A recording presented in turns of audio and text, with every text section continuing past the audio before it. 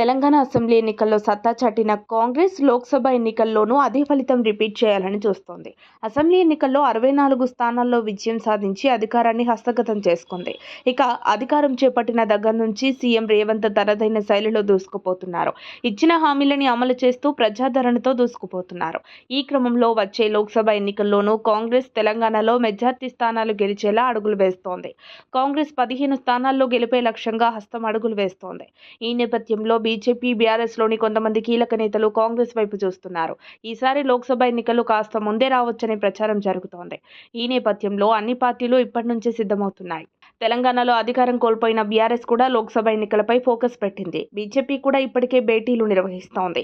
ఇదే సమయంలో కాంగ్రెస్ కూడా బలమైన అభ్యర్థులని బరిలో దించే ప్రయత్నం చేస్తోంది. ఇప్పటికే చాలా వరకు క్లారిటీ ఉన్నా 3-4 స్థానాల్లో ఆర్థికంగానూ బలమైన అభ్యర్థి వైపు చూస్తున్నట్టు తెలుస్తోంది. ఈ క్రమంలో Tollywood producer Dil Raju political entry ఇవ్వనున్నట్టు తెలుస్తోంది.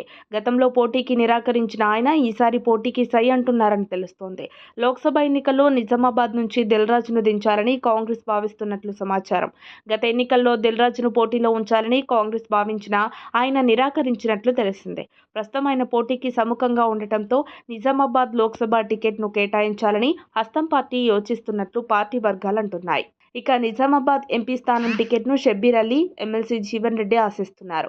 షబ్బీర్ అలీ ఇటీవల నిజామాబాద్ అర్బన్ నుంచి, ఎమ్మెల్సీ జీవన్ రెడ్డి జగిత్యాల నుంచి ఎమ్మెల్యేగా పోటీ చేసి ఓడిపోయారు. అయితే వారికి ఏదో ఒక రకంగా న్యాయం చేస్తామని దిల్ రాజు బరిలో ఉంటారని రాష్ట్ర పెద్దలు పేర్కొంటున్నట్టు తెలుస్తోంది.